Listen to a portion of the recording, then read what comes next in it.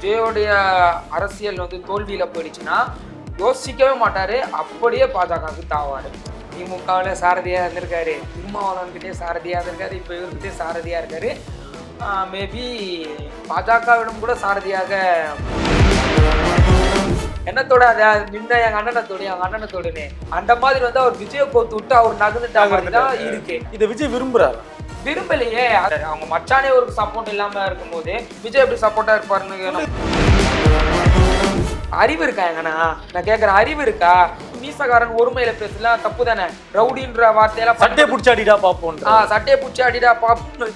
உன்னை அடிச்சு தானே நீ மூணாவது கட்சிக்கு வந்திருக்கிற. இப்ப நடந்ததுல அந்த எஸ்ஏஆருக்கு எதிரான ஒரு பைத்தியகாரத்தனமான ஒரு போராட்டம். அந்த போராட்டத்துல கூட நம்ம ஆதவனுடைய ரியாக்ஷனை பார்க்கலாம். அவர் உண்டு அவர் வாழும் டல்லா தான் இருந்தாரு. ரொம்ப ஊமக்குத்து அதிகமா கிடைச்சிருச்சு பயங்கரமா. ராஜ்மோகன் அவர்கள் உங்க மேல புகார் சொல்றாரு. என்ன அங்க ஓடி போய் ஒளிஞ்சிக்கின்னு இந்த படத்துல வர மாதிரி வந்து இந்த அது என்னது வைக்கோலை திறந்து பார்த்து நீ என்னடா பண்றான் அந்த கதை அவரு.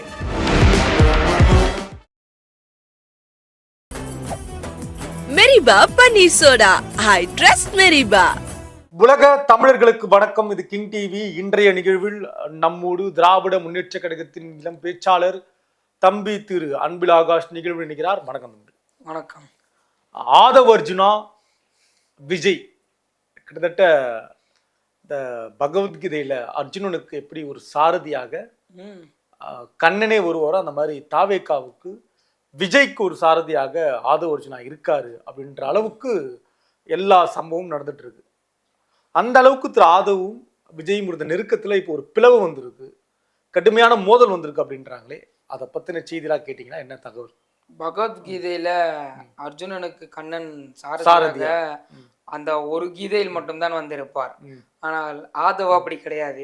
திமுகவில சாரதியா இருந்திருக்காரு, திருமாவளவன் கிட்டே சாரதியா இருந்திருக்காரு, இப்ப இவர்கிட்டே சாரதியா இருக்காரு. மேபி பாஜகவிடம் கூட சாரதியாக போகலாம் என்றுதான் இப்போத்திய அரசியல் நகர்வுகள் அரசியல் வியூகங்கள் எல்லாம் பேசப்படுகிறது. அப்படியாங்க? ஆதவ் வந்து பாஜகவுடைய ஒரு உளவாளி மாதிரி தான் இருக்காரு. விஜய் கூட இருந்து தகவலை கொடுக்கிறாரு. உண்மையா? கண்டிப்பா. என்ன பண்றாரு அவரு? திமுகவில் இருந்தார். திமுகவிலுடைய அவருடைய வேலை எடுபடவில்லை என்று தெரிந்தவுடன் திருமாவளவனிடம் சென்றார், விசிகாவிடம் சென்றார். விசிகாவில் இருந்து கொண்டு அவர் எம்பி சீட்டுக்கு ஆசைப்பட்டாரு. அது நடக்கலன்னு தெரிஞ்சோன்னே அப்படியே தான் இருந்து துணை பொதுச் செயலாளராக இருந்து எல்லாத்தையும் விட்டுட்டு அப்படியே கட்சி தாவிட்டாரு விஜய். அப்படி இருக்கும்போது இப்ப என்ன பண்றாரு? விஜய் கூட இருந்துட்டு விஜயோடைய அரசியல் வந்து தோல்வியில போயிடுச்சுன்னா யோசிக்கவே மாட்டாரு, அப்படியே பாஜகவுக்கு தாவாரு. இல்லங்க, விஜயோட அரசியல் தோல்வியில போயிடுச்சுன்னா பாஜக தான்றது ஒண்ணு. விஜயோட அரசியலை தோல்விக்கு கொண்டு போவதற்காகவே பிஜேபியால் அனுப்பப்பட்ட நபரா இருக்காரான்னு கேக்குறேன். கண்டிப்பாக இருப்பார் என்று நான் சொல்லவில்லை, இருக்கலாம் என்று யூகிக்கிறேன். எப்படின்னா திமுகவும் விசிகாவும் மிக நெருக்கமாக இருக்கிறார்கள். கூட்டணியில பிளவுன்ற வார்த்தைக்கே இல்லைன்றார்களும் இருக்காங்க. இவங்க ரெண்டு பேருமே எதிர்க்கக்கூடிய ஒரே கட்சி எதுனா பாஜகவாக தான் இருக்கிறது. அப்படி இருக்கும்போது இவங்க ரெண்டு பேராலையும் வந்து இவங்க ரெண்டு பேர்கிட்டயும் வந்து அவருடைய கனவு எடுபடல. யாருடைய கனவு? ஆதவனுடைய கனவு. என்ன கனவு அவருக்கு? எம்பி சீட்டு வேணும்ன்றது. அதனாலதானே அவர் திரும்ப பெரிய பெரிய கனவெல்லாம் சொல்றாங்க.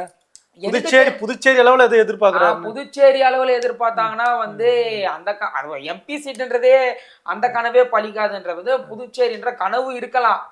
நான் கூட தான் சொல்லலாம், நான் வந்து அமெரிக்கா அதிபர் ஆகலாம் சொல்லிட்டு. நான் அமெரிக்கா அதிபர் ஆக முடியாது, இந்தியாவுக்கு தான் அதிபர் ஆக முடியும். அப்படி இருக்கும்போது அவர் வந்து அந்த மாதிரி கனவுல தான் வந்து இருக்காரு. அது வந்து திமுகவிலும் விசிகாவிலும் முடியல. அப்படி என்ன பண்றாரு? ஸ்ட்ரெயிட்டா பாஜகவுக்கு போயிட்டா அவருடைய குடும்பத்திற்கு அது பாதிப்பாக இருக்கும். அதனால என்ன பண்றாருன்னா பாஜக இயக்குகின்ற தாவேக்கால அவர் இருக்காரு. அதாவது பாஜக இயக்குற ஆதவ் தாவேக்கால இருந்துட்டு என்னென்ன வேலை பாக்குறாரு விஜய் கூட? என்னென்ன வெறுப்பு பேச்சுகள். ஆனாகப்பட்ட அதிமுக கூட அவ்வளோ ஒரு வெறுப்பு பேச்செல்லாம் பேசாது. இறந்து போனவங்களாம் அவங்க விட்டுட்டாங்க, புரியுதுங்களா?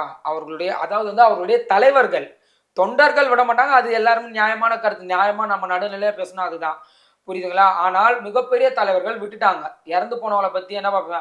ஆனால் ஆதவ் என்ன பண்றாருன்னா வந்து மீண்டும் மீண்டும் மீண்டும் மீண்டும் பழசெல்லாம் கலர்றாரு.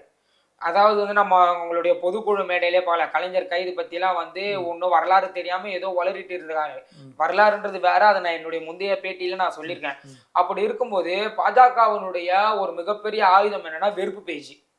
வெறுப்பு பேச்சு புரியுதுங்களா? எங்கெல்லாம் அவங்க போறாங்களோ அங்கெல்லாம் அவங்க வெறுப்பு பேச்சை மட்டும்தான் பேசுவாங்க. அது வந்து நம்மளுடைய ஷெட்யூல் படி கூட இந்தியாவில் அதிகமா வெறுப்பு பேசியவர்கள் யாருன்ற பட்டியல் எடுத்து பார்த்தா அதுல பாஜகவினர் தான் இருக்காங்க. அந்த மாதிரி தான் வந்து ஆதவும் வந்து இங்க வெறுப்பு பேச்சு பேசுறாரு. அரசியல் எதிர்ப்பு பேச்சுன்றது வேற, வெறுப்பு பேச்சுன்றது வேற. இதை விஜய் விரும்புறாரா? விரும்பலையே. அதனால தானே வந்து அவங்களுடைய மிகப்பெரிய இந்த அல்லு சில்லுங்க, இந்த தற்கூரிங்க சின்ன இவங்கெல்லாம் விட்டுருங்க, அவர்களுடைய மேல்மட்ட ரீதியில பார்த்தோம்னா மேல்மட்ட தலைவர்களுடைய மத்தியில என்ன பேச்சு போயிட்டு இருக்குன்னா ஆதவுக்கும் விஜய்க்கும் மோதல்ன்ற மாதிரி தான் பேச்சு போயிட்டு இருக்கு. எதனாலனா வந்து அவருடைய பொதுக்குழு கூட்டத்துல தேவையில்லாத டாபிக் எல்லாம் வந்து அவர் பேசியிருக்காரு. விஜய் கோத்து விடுறாரு. தில்லு இருந்தா தொட்டு பாடுறாங்க அண்ணன். தில்லு இருந்தா தொட்டு பாருனா வந்து இது வந்து ஒரு வடிவேல் காமெடியில வரும்ல, என்னத்தோட அதை நின்ன எங்க அண்ணனத்தோடனே அந்த மாதிரி வந்து அவர் விஜய கோத்து விட்டு அவர் நகர்ந்துட்டா மாதிரி தான் இருக்கு. என்னங்க அவளுக்கு கோவம் விஜய் மேல ஆதவுக்கு கோத்து விடுற அளவுக்கு? பிஜேபி கொடுக்குற அஜெண்டாவை செய்யறாரு. புரியுதுங்களா? அப்படி இருக்கும்போது அந்த மாதிரியான ஒரு சூழ்நிலை தான் இவர் வெறுப்பு பேச்சு பேசினா. வெறுப்பு பேச்சுன்றது எந்த ஒரு நாகரிகமான அரசியல் தலைவர்களும் வந்து எடுத்துக்க மாட்டாங்க. நானும் வந்து விஜய் ஒரு நாகரிகமான அந்த கட்சியினுடைய தலைவராக தான் நானும் கொஞ்சம் பார்க்குறேன். அப்படி இருக்கும்போது அவருக்கும் அது பிடிக்கல. ஏன்னா வந்து அவரும் வந்து கலைஞர் குடும்பத்தால பயன்பெற்றவர் தானே. கலைஞர் காலில் விழுந்தாரு, உதயநிதி, இன்பநிதி, தயாநிதி இவங்க இந்த மாதிரி பேர்கள்லாம் என்னுடைய படத்துக்கு வைப்பேன்னு சொன்னாரு. கலைஞர் காலில் விழுந்தாரா? போட்டோவே இருக்குங்க. புரியுதுங்களா? ஒண்ணு. ரெண்டாவது அதுக்கப்புறமேட்டு வந்து கலைஞர் ஐயாவுக்கு சிலை வைப்பேன். நீ வந்து ஒரு கட்சி தொடங்கிட்டு வந்து சொன்னதெல்லாம் செய்வேன்னு சொல்லி உங்க கையில் நாங்கள் ஆட்சியை கொடுத்துட்றோம். ஆனால் நீ கட்சி தொடங்காதபடியே ஒன்று சொன்ன, கலைஞர் ஐயாவுக்கு 100வது பிறந்த நாளில் சிலை வைப்பேன்னு. அவருக்கு 100வது பிறந்தநாள் கடந்து 102வது பிறந்தநாள் வரப்போகுது, இன்னும் நீங்கள் சிலை வைக்கல. அப்படி இருக்கும்போது விஜயும் வந்து திமுகவினாலும் ஐயா கலைஞர் அவர்களினாலும் கலைஞர் குடும்பத்தாலையும் இந்த மாதிரி வந்து பயன்பெற்றவர் தானே. அப்படி இருக்கும்போது எதிர்ப்பு பேச்சை தாண்டி, ஏன்னா அவர் ஒரு கட்சி தலைவராக இருக்கும்போது எதிர்ப்பு பேச்சுன்றது சகித்துக் கொள்ளலாம், ஆனால் வெறுப்பு பேச்சு என்பதை சகித்துக் கொள்ள மாட்டாருன்னு தான் நான் நினைக்கிறேன். வேற ஏதோ ரொம்ப மோதிக்கிட்டாங்க ரெண்டு பேருக்கு நடுவுல. ஆமா, ரொம்ப மோதிக்கிட்டாங்கன்றது வந்து நம்ம வந்து அதை வந்து ஆதாரபூர்வமா நான் சொல்ல விரும்புறேன். நக்கீரனுடைய புக்லயே போட்டிருக்காங்க. என்னன்னா வந்து செந்தில் பாலாஜி ரவுடி என வர்ணித்து அடுத்த 6 மாதத்தில் அவர்களுக்கு பாடம் புகட்டுவதாக ஆதவ் சொன்னதையும் விஜய் ரசிக்கவில்லை. விழா முடிந்தவுடன் இவன் அதிகமாக பேசுகிறான் என ஆதவை எகிரி இருக்கிறார் விஜய். இவன்ற வார்த்தையை ஒருமையில பயன்படுத்தி பேசியிருக்காரா? ஆமா, விஜய்க்கு வந்து அவ்வளவு கோவம் வந்துட்டு இருக்குது. நம்மள எப்படி கோத்து விடுறா போல. என்னடா இவரு நமக்கு ஆதரவும் வந்து வேலை செய்வார்னு பார்த்தா நம்மள கோத்து விட்டு போயிடுறாரு, ரவுடின்லாம் சொல்றாரு. என்ன இதெல்லாம் வந்து ஒரு அரசியல் நாகரிகமா? ரவுடின்ற வார்த்தையெல்லாம் வந்து ஒரு பொதுக்குழு மேடையில பயன்படுத்துறதுலாம்ன்றது வந்து விஜய்க்கே ஒரு மிகப்பெரிய அதிர்ச்சி ஆயிட்டு இருக்கு அப்படின்னு நான் சொல்லலைங்க, நக்கீரன் சொல்றாரு. இந்த நக்கீரன் போட்ட இந்த பதிவுக்கு எதிராக தாவேகாவில இருந்து இன்னும் எந்த ஒரு பதிவும் வரலன்னா உண்மைன்றதா தான் நம்ம கருத்து. பயப்படுறாங்க நக்கீரனை பார்த்து. ஏன் பயப்படுறாங்க? பின்ன பேசுன பேச்சு சும்மாவா? நக்கீரனையும் கோத்துட்டு இருக்காரு. நக்கீரன் வந்து யாரு? என்ன நக்கீரன்ற சும்மாவான ஆளாங்க அவரு? நெற்றிக்கண் திறப்பினும் குற்றம் குற்றமேன்னு சொல்லி பத்திரிக்கை ஆரம்பிச்சு எவ்வளவு பெரிய ஒரு ஆளை போய் 3 ஸ்டேட் தேடுது அவரை, வீரப்பனை. அப்படி 3 ஸ்டேட் தேடி கொண்டு இருக்கும் போதே இவர் போய் பார்த்துட்டு வந்திருக்காரு. ஒரு மேடையிலே அவர் சொல்லியிருக்காரு, என் மேல எத்தனை கேசுகள் இருக்குன்னு. அத்தனை கேசுகள் பொய்யான கேசுகள் என்பது அனைவருக்கும் தெரியும். அப்படி பொய்யான கேசுகள் போடக்கூடிய அளவுக்கு அவர் எவ்வளவு பெரிய மனுஷன். அப்படி இருக்கும்போது நீ அவரையும் வந்து மீசக்காரன், அறிவு இருக்கா எங்கண்ணா? நான் கேட்குறேன், அறிவு இருக்கா?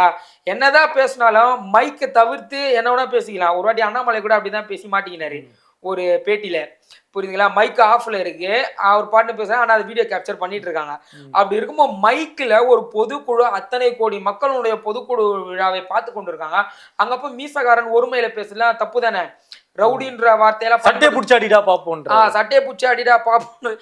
உன்னை அடிச்சு தானே நீ 3வது கட்சிக்கு வந்திருக்கிற. புரியுதுங்களா? அடிக்காம இருந்தா நீ ஒரே கட்சியில இருந்திருப்பல. அடிச்சு துரத்துனால தானே வந்து நீ பண்ண லீலைகள் எல்லாம் தெரிஞ்சு அடிச்சு துரத்துனால தானே வந்து உன்னை 3வது கட்சியில வந்து சேர்ந்திருக்க. அப்படிங்கும்போது அதெல்லாம் நாகரிகமான பேச்சா? அதெல்லாம் ஒரு அரசியல் கட்சிக்கான, ஒரு நாகரிகமா அரசியல் பண்ற கட்சிக்கான பேச்சா? அதெல்லாம் அவர் குடும்பத்துல இருக்காரு இல்லையா, அவர் மச்சானே ஒரு தனியார் தொலைக்காட்சியில அவரை பத்தி அவ்வளவுதான் வெளியே வந்துச்சு. இவருடைய என்னன்றது வெளியே வந்துடுச்சு. நரி வந்து ஆடுகுள்ளா போட்டுக்கிட்டு மந்தையில நிக்கிற கதையா வெளியே வந்துடுச்சு. ஒரு சொந்த மச்சானே எதிர்க்கிறாரு. அவரை. அப்படி இருக்கும்போது ரத்த பந்தம் இருக்கிறவர்கள் அவர்களே எதிர்க்கிறார்ன்ற போது இவ்வளவு பேசின பேச்சுக்கு, நாகரிகமற்ற பேச்சுக்கு அந்த கட்சியினுடைய தலைவர் விஜய் ஆதரவா தெரிவிச்சிருப்பாரு. இல்ல நீ நல்லா பேசியிருக்கப்பா நான் சொல்லியிருப்பாரு. புரியுதுங்களா? அதாவது வந்து நம்ம பெரும்பாலான வீடியோக்கள்ல பார்க்கலாம், திமுகவுக்கு எதிரான பேச்சுகள் பேசும்போது விஜயோடைய ரியாக்ஷன்றது வேற மாதிரி இருந்துக்கும். ஆனா இங்க திமுகவுடைய வெறுப்பு பேச்சு பேசும்போது என்ன ஆகும்? விஜயோடைய ரியாக்ஷன் அதுல பாத்தீங்களா? கோபமா இருந்தார் விஜய். புரியுதுங்களா? அப்படிதான் வந்து நான் பாக்குறேன். இன்னொன்னு என்ன வந்து பேசியிருக்காங்கன்னா வந்து நக்கீரன் வந்து நிறைய வந்து சொல்லியிருக்காரு. அதை படிக்கிறவங்களுக்கு வந்து அது அறிவு இருக்கிறவங்க படிக்கிறவங்க புரிஞ்சிருப்பாங்கன்னு நான் நினைக்கிறேன். அப்படி இருக்கும்போது வந்து வேற என்ன சொல்றாருன்னா வந்து அவருடைய மச்சானே வந்து ரொம்ப கிழிக்கிழிச்சிட்டாரு ஆதவ. இந்த மாதிரி வந்து என்னுடைய தங்கச்சிய வந்து ஏமாத்தி தான் வந்து பணத்தெல்லாம் புடிங்கிட்டு கூத்தடிக்கிறாருன்ற மாதிரி எல்லாம் சொல்லிட்டாரு. சொந்த மச்சானே இவ்வளவு சொல்லும் போது கட்சி தலைவருக்கு தோணதானே செய்யும். புரியுதுங்களா? அது மட்டும் இல்லாம இந்த ஒரு இப்ப நடந்ததுல அந்த எஸ்ஏஆருக்கு எதிரான ஒரு பைத்தியகாரத்தனமான ஒரு போராட்டம், அந்த போராட்டத்துல கூட நம்ம ஆதவனுடைய ரியாக்ஷனை பார்க்கலாம். அவர் உண்டு அவர் வாழும் டல்லா தான் இருந்தாரு. மீதி இருக்கிறதெல்லாம் ஊன்னு கத்துனாரு. இதுல பாருங்க, அவர் உண்டு அவர் வேலை உண்டு. ரொம்ப ஊம குத்து அதிகமா கிடைச்சிடுச்சு பயங்கரமா. பின்ன இவ்வளவு சதி வேலை செஞ்சா எந்த கட்சியில தான் வச்சுப்பாங்க? நீ உன்னுடைய ஒரு தனிப்பட்ட ஒரு ஆசை கோசம் நீ எல்லாரையும் வந்து கெடுத்துட்டு வந்தீங்கன்னா யாரும் அதை விரும்ப மாட்டாங்க. புரியுங்களா? ஊம குத்துன்றது ரொம்ப பயங்கரமாவே குத்திருக்காங்க தாவேக்காளி. அதனாலதான் வந்து ஆதவனுடைய அது மட்டும் இல்லாம அந்த இன்னொரு ஒரு வெறுப்பு பேச்சு, புரட்சி வெடிக்கும், தேவையில்லாத ஒரு மேல வந்து அரசு சிபிஐ நடவடிக்கை எடுத்திருக்கணும் இல்லையா? புரியுதுங்களா? தொடாம இருக்கேன்னா அவரை பிஜேபியோட இருக்கிறதுனால தொடாம இருக்கிறாங்க. புரியுதுங்களா? அந்த புரட்சி வெடிக்கும்னா என்ன பேச்சு? அதெல்லாம் நீ வந்து அப்ப இளைஞர்கள் வந்து இந்தியாவுடைய ஒருமைப்பாடையே கெடுத்துருமே. இந்தியாவை வந்து நீங்க வந்து திரும்பி நேபாள மாதிரி ஆகும்னு சொன்னா வந்து என்ன? அதெல்லாம் தப்புல. அதெல்லாம் எவ்வளவு பெரிய தப்பு. நான் வந்து திமுக காரன்னு இருந்து பேசல, ஒரு நடுநிலைவாதியா இருந்து பேசுறேன். உன் பேச்சை கேட்டுன்னு ஒன்னும் தெரியாத பசங்க வந்து வன்முறையில இறங்கிட்டாங்கன்னா நீ ஜெயிலுக்குள்ளார போவே, அந்த பசங்க ஜெயிலுக்குள்ளார போவாங்களா? இவர் ஜெயிலுக்குள்ள போயிடுவார்ல. கண்டிப்பா. இதே மாதிரி பேசியிருந்தாருன்னா, ஏடா கூடமான வேலைங்க பண்ணியிருந்தாருன்னா கண்டிப்பா ஜெயிலுக்குள்ளார போவாங்க. புரியுதுங்களா? மேபி விஜய கூட கேஸ் கொடுக்க வாய்ப்பு இருக்கு இவர் பேசின பேச்சுகளால. புரியுதுங்களா? ஏன்னா அவர் ஒரு தலைவர்ன்ற ஒரு பாணியில பேசும்போது அவருடைய கட்சியை தான் அவர் பார்ப்பாரு. இவருக்கோசம் வந்து நின்றுட்டு இருக்க மாட்டாரு. அவங்க மச்சானே ஒரு சப்போர்ட் இல்லாம இருக்கும்போது விஜய் எப்படி சப்போர்ட்டா இருப்பாருன்னு குடும்பத்தையே ஏமாத்திருக்காருங்க பணத்துக்காக. இவ்வளவு மோசமா? ஆமாங்க. கல்யாணம் பண்ணி நீங்க இவ்வளவு மோசம்ன்றீங்க. நான் அதை நம்ம வாயில் சொன்னோம்னா அவங்களுடைய மச்சானே சொல்லிட்டாரு. வேற யாரும் பேசல. பொண்ணு கொடுத்தவங்க பேசுறாங்க, புலம்புறாங்க. கொடுத்தவங்க பேசுறாங்க. இவரை கூட்டிட்டு வந்து எங்க குடும்பத்துல வச்சதுக்கு நாங்க நாய்படாத பாடாப்படுறோம்.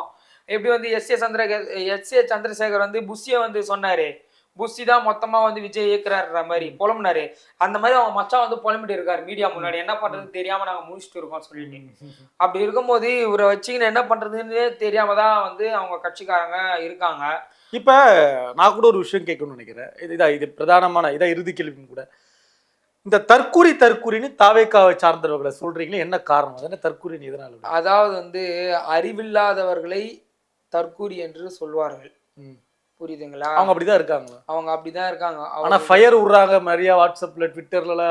அதெல்லாம் ஃபயர் விடலாம். வாட்ஸ்அப்ல ஓட்டு போட முடியாது. புரியுதுங்களா? ட்விட்டர்ல ஓட்டு போட முடியாது. புரியுதுங்களா? அவர்களுடைய நடவடிக்கைகளை பாருங்க. ஒரு போராட்டத்துக்கு போறாங்க, பாத்தீங்களா என்ன பண்றாங்க? போட்டு உடைக்கிறாங்க எல்லாத்தையும். யாருக்கு நட்டம்? அவர்கள் என்ன நினைத்துக் கொண்டிருக்கிறார்கள் என்றால் இது திமுக அரசுக்கு நட்டம் நடத்திருக்கிறாங்க. நான் சொல்றது என்னன்னா, அது திமுக அரசுக்கு நட்டம் கிடையாது, நம்முடைய வரி பணத்துக்கு நட்டம். புரியுங்களா? அதோட உச்சகட்டமா போகணும். அவங்க மாநாடு எடுத்துக்கலாம். மாநாடு முடிச்சுட்டு எத்தனை சேர்களை உடைச்சு வச்சிருக்காங்க. சுய கட்டுப்பாடு இல்லாத தற்கூரிகள் அவர்கள். அதனாலதான் மீண்டும் நான் தற்கூரிகள்னு சொல்றேன். ராஜ்மோகன் அவர்கள் உங்க மேல புகார் சொல்றாரு. என்ன அந்த ஓடி போய் ஒளிஞ்சிக்கின்னு இந்த படத்துல வர மாதிரி வந்து இந்த அது என்னது வைக்கோல திறந்து பார்த்து நீ என்னடா பண்றான் அந்த கதை அவரு. அப்படியா? ராஜ்மோகன் திமுக மேடையில இருந்திருக்காருல்ல கடந்த காலங்கள்ல. அதுதான் நான் சொல்றேன். திமுக அதான் நான் சொன்னேன். தமிழ் தாயினுடைய மகன் இறந்து விட்டா தமிழ் தாய் தனக்கென ஒரு மகனை தேடிக்கொண்டிருந்தால் அப்போது உயரமானவர் தான் முத்துவேல் கருணாநிதி ஸ்டாலின். வேற எங்கேயும் பேசல. நான் வசிக்கிற சென்னை கிழக்கு மாவட்டத்துல வந்து பேசிட்டு போனவர் அவரு. இன்னும் சொல்ல போனோம்னா அவர் மேல பேசிட்டு நாங்களா கீழே உட்காந்துட்டாலே. ராஜ்மோகன் மேல இருக்கிற. ஆமா, அந்த விழாவில் நாங்க போனோம். அது வந்து முதல்வருடைய பிறந்த நாளை தொடர்ந்து நடத்தப்பட்ட விழா. ஆமா, பிறந்த நாள் விழா. அது தொடர் விழா கூட்டம். அது தொடர் விழா கூட்டம். அதுல அவர் பேசிட்டு நாங்களா கீழே நின்று கை தட்டினவங்க. ஆனா இப்ப இங்க இருந்து அந்த கட்சியை போய் பிடிச்சிட்டாரு. என்னமோ ஒரு கட்சி விட்டு கட்சி மாதிரி பிடிக்கிறாரு. அவரு தாடி பாலாஜி தெரியுமா உங்களுக்கு? ஆரம்ப காலகட்டத்துல எப்படி இருந்தாரு அது வந்து அப்போது அவர் இருந்தாரு, இப்போது இவரு இருக்காரு. அவ்வளவுதான் வந்து நான் பார்ப்பேன். புரியுதுங்களா? அவர் சொல்றாரு இல்ல ஏற்கனவே உடைஞ்சதுதான் வந்து இப்ப கணக்கு காட்டுறாங்க அப்படின்றாரு. என்னது அந்த இதனா ஒரு வீடியோ காட்ட சொல்லுங்க. இங்க ஏற்கனவே உடைஞ்சிருக்குன்னு. அவங்க எங்கங்க நடத்துனாங்க? அவங்க அண்ணா சாலைக்கு பக்கத்துல இருக்க சாலையில் நடத்துனாங்க. சிவானந்தா சாலை. அந்த சாலை சிவானந்தா சாலை எப்படி இருக்கும்ன்றது சென்னை வாசிகள் அனைவருக்கும் எல்லாருக்கும் தெரியும். அது எல்லாருக்கும் தெரியும். சிவானந்தா சாலை எவ்வளவு கிளீனா இருக்கும், அதோடைய பிளாட்ஃபார்ம் எப்படி இருக்கும், அதுக்கு ரோட்டுக்கு நடுவுல இருக்கிற அந்த இவ்வளவு பரபரப்பான சென்னையில அந்த சிவானந்த சாலை ஒரு அமைதியான சாலையா இருக்கும்ல, சென்னை மையத்துல இருக்கும். அது நமக்கு ஆச்சரியமா. அனைவரும் வந்து அண்ணா சாலையை தான் பயன்படுத்துவாங்க. சிவானந்தா சாலைன்றது அமைதியான சாலையா ரொம்ப அமைதியா இருக்கும். அந்த சாலை சாலையில வந்து உடைச்சிருக்காங்க, இது பண்ணிருக்காங்கன்னா என்ன ஒரு அப்படி சொல்றாரு. ஆனா ராஜ்முருகன் வேற வழி இல்ல. பின்ன 41 பேர் செத்து போனப்போ ஒளிஞ்சுக்கிட்டு எல்லாம் முடிஞ்ச பிறகு வெளியே வந்து நானும் ரவுடி தான் கத்துன்னு வருதானே அவரு. இதோட ஒண்ணு முக்கியமா சொல்ல போனா, இந்த இவர விஜய் பத்தி பேசுற காணொலிகள் மூலியமா எனக்கு ஏகப்பட்ட மிரட்டல்கள் வந்திருக்கு. புரியுதுங்களா? ஏகப்பட்ட மிரட்டல்கள் மிரட்டுறாங்க. இந்த மாதிரி வந்து நீ எப்படி வந்து பேசலாம், நீ ஒரு கட்சி நடத்துற, உனக்கு எதிரான கட்சியா நாங்க இருக்கிறோம், அதை நீயே சொல்ற, அப்படி இருக்குமோ அப்படி பேசுறதுதானே நியாயம். அதானே வந்து ஒரு தார்மீக அரசியல். உங்க அண்ணனே என்ன சொல்லியிருக்காரு சர்க்கார் படத்துல, 234 தொகுதி ஜெயிச்சிட்டாலும் ஒருத்தர் எதிர்கட்சியா இருந்தாதான் உங்களை பத்தி சொல்ல முடியும்னு சொல்றேன். அதை தானே நான் பண்றேன். அப்படி இருக்கும்போது அந்த ஒரு அறிவு கூட இல்லாம வந்து அவங்க எத்தனையோ போன் கால்கள் எனக்கு மிரட்டுறாங்க. இரவும் பகலுமா நீ எப்படி பேசுற, உன் வீடுன்னா. ஒருத்தர் ஃபோன் பண்ணாரு, ஒருத்தர் ஃபோன் பண்ணி உன் பேர் என்னன்னு கேட்டேன். அன்பின் ஆகாஷ் தானே கேட்டாரு. ஆமாங்க, உங்களுக்கு என்னங்க வேணும்னது, நீ எப்படி அங்க அண்ணனை பத்தி பேசலாம், நீ முடிஞ்சாவா. அதுக்கு நான் என்ன சொன்னேன்னா, அன்பின் ஆகாஷ்னு பேரை கண்டுபிடிக்க தெரிஞ்ச உனக்கு அட்ரஸையும் கண்டுபிடிக்க தெரியும், நீ முடிஞ்சாவா. திமுக காரன்றவன் எதுக்கும் பார்த்து பயப்பட மாட்டான், மிஸ்ஸாவே பார்த்தவர் எங்க தலைவர், அதுக்கும் மேல போராட்டம் தண்டவாளத்தில் தலையை வச்சு படுத்தவர் எங்களுடைய கலைஞரே. அதனால நான் இதுக்கெல்லாம் பார்த்து பயப்பட மாட்டேன், முடிஞ்சா வந்து தொட்டுப்பாரு. எங்க மாவட்ட செயலாளரான சேகர்பாபு இருக்கிற வரைக்கும் எனக்கு எந்த பயமும் இல்லை. நான் ஒன்றும் உங்களை வந்து தனிப்பட்ட ரீதியிலையோ இல்லை ஆபாசமான வார்த்தைகள்லையோ வந்து இல்லை ஒரு அர்த்தமில்லாத பேச்சுக்களையோ நான் உங்களை எதிர்க்கல. எல்லாத்தையும் ஆதாரத்தோடு தான் நான் வந்து எதிர்க்கிறேன், எல்லாத்தையும் ஆதாரத்தோடு தானே சொல்றேன். அப்படிங்கும்போது எனக்கு பயம் இல்லை. நீ முடிஞ்சா வந்து என் மேல தொட்டு பாரு, நீ தொட்டு பார்த்து நீ போவியான்றதை நான் காட்டுறேன். உங்க அண்ணன் என்ன சொல்றாரு, ரவுடியாவா தொட்டு பார்க்கலான்னு நாங்க காட்டுறோம். ஏன்னா நீ வந்து நான் வந்து ஒரு அநாகரிகமான பேச்சை பேசினாலோ ஒரு வெறுப்பு பேச்சை பேசினாலோ ஆதாரம் இல்லாத பேச்சை பேசினாலும் நீங்க எங்களுக்கு என்ன கேக்குறது, எல்லாமே நான் ஆதாரத்தோட எல்லாமே வந்து கரெக்டா ஷெட்யூலா காட்டுறேன்.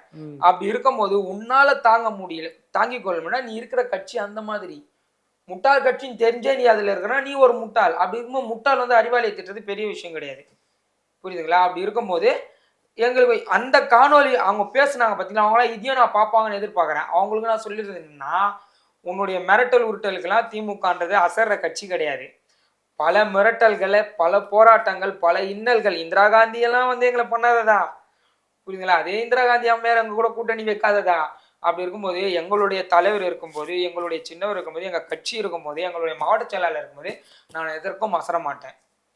சரிங்களா? இது வந்து என்னைக்கு ஃபோன் பண்ணி மிரட்டினவங்களுக்கு நான் வைக்கிற கருத்தா இந்த வீடியோவில் நான் பதிவு பண்ணிக்கிறேன். தொடர்ந்து பேசலாம். நன்றி. நன்றி, வணக்கம். மெரிபா பன்னீர் சோடா. I trust மெரிபா.